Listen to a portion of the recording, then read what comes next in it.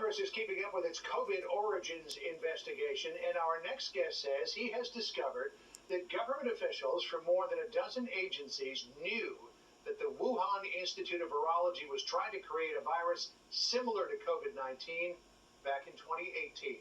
Let's bring in Republican Kentucky Senator Rand Paul. So you've got an op-ed on FoxNews.com in which you write in part, Senator, how vast was the great COVID cover-up?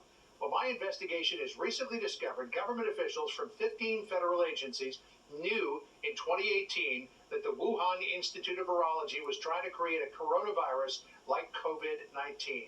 You claim in your op-ed that they all knew and nobody said anything. Yeah, we found out about this first from a brave Marine who reported that this research was grant proposal back in 2018 would have allowed Wuhan Institute to create a virus very similar to what COVID-19 turned out to be. But we only found out about this from a whistleblower. Nobody else in government ever informed us, including Anthony Fauci. When Anthony Fauci was asked about this particular grant proposal, he said not only did he not fund it, he said, we don't know anything about it, we have never heard of it. What we have discovered now, and we're releasing for the first time today, 15 agencies knew about this, and the original proposal, NIH and Anthony Fauci's NIAID were on the proposal. They weren't just aware of the proposal, they were involved in the proposal, and that was to create a virus that looks a lot like COVID-19 and may well have been COVID-19.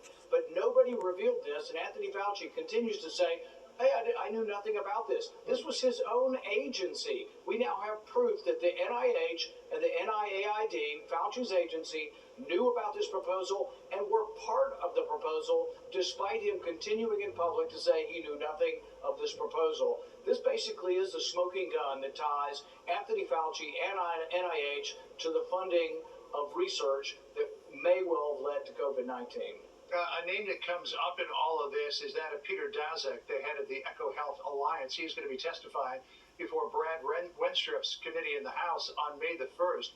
Wenstrup says he wants to ask Daszak about a discrepancy that came up when he gave behind closed doors testimony, and that was about a project called Diffuse, which... Same thing we're talking about. Right. Same thing. I know. It was to create a furin cleavage site in a virus. According to Wenstrup, the proposal said that the research was going to be done at the University of North Carolina, but that in fact it was actually targeted to the Wuhan Institute. What do you know about that part of it? Yeah, it's the exact same proposal. It's a Diffuse, D-E-F-U-S-E, and it's a project that was never funded by the U.S. government, but we know that Wuhan Institute continued to do this research. And we know that a lot of people knew this was going on, including Anthony Fauci, and never revealed it to the public. In fact, it's sort of the opposite. So if you have this knowledge, you know they're trying to develop this in the lab, you would be suspicious that the virus came from the lab. Instead, Anthony Fauci, for the first several months and really for years, has tried to call anybody who believes that it came from the lab or looks at evidence that the virus came from this lab, calls them conspiracy theorists, downplays them, denigrates them. He promoted journal articles to downplay and say it wasn't possible, when all the while it looks like he knew it, Peter Daszak knew it, Ralph Baric at UNC knew it. He knew about it. He was part of the project. And yet he comes to the White House and says nothing about it. This would have warned us that this virus wasn't attempting to make a clumsy leap from animals to human, but was already pre-adapted and was going to be incredibly infectious to humans. That happens not typically with an animal virus. It happens with mutations that are forced in a lab. And as you point out, Senator, every time Anthony Fauci has come before Congress, whether it be the House or the Senate, his line has always been the same, and it sounds like this.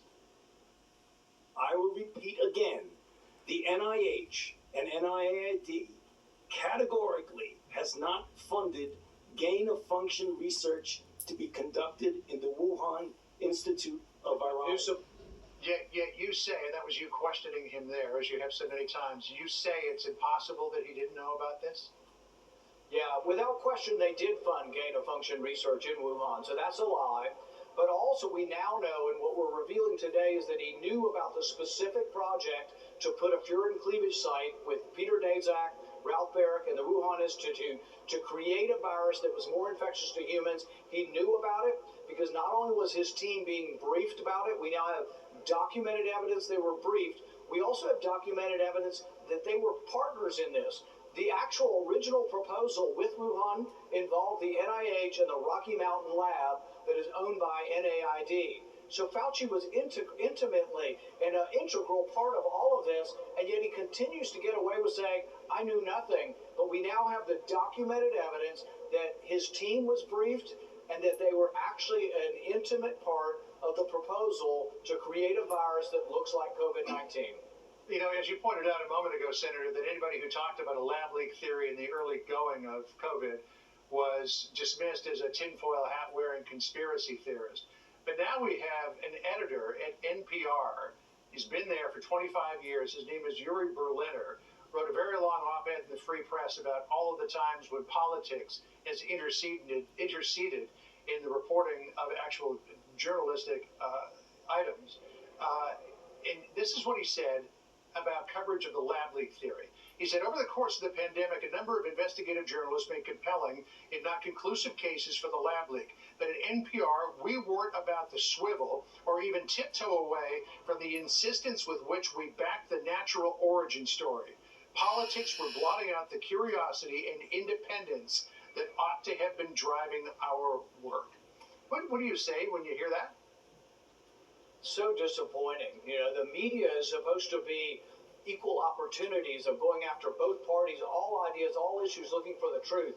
Look at the reporters that have uncovered this. Most of them, they'll tell you they came from the left. Matt Taibbi, Michael Schellenberger. They'll say they're either moderate or Democrat or even from the left, and they had the honesty to do it. So there were some honest journalists that have gone after the story, but the institutional forces, and this is the real danger of letting the FBI and Homeland Security, letting them work together to persuade, cajole, and coerce media to do their bidding. The media needs to be independent of government, and I don't care whether it's right, left, or in between, what the direction is. You have to have an independent media that is critical. And during COVID, what we found is you had the media and the powers that be working collectively with the government and the FBI sitting down. Can you imagine if after our interview right now, the FBI called you up and wanted to sit down with you and said, well, part of the interview is good, but we want to remove this one question because we think that's disinformation.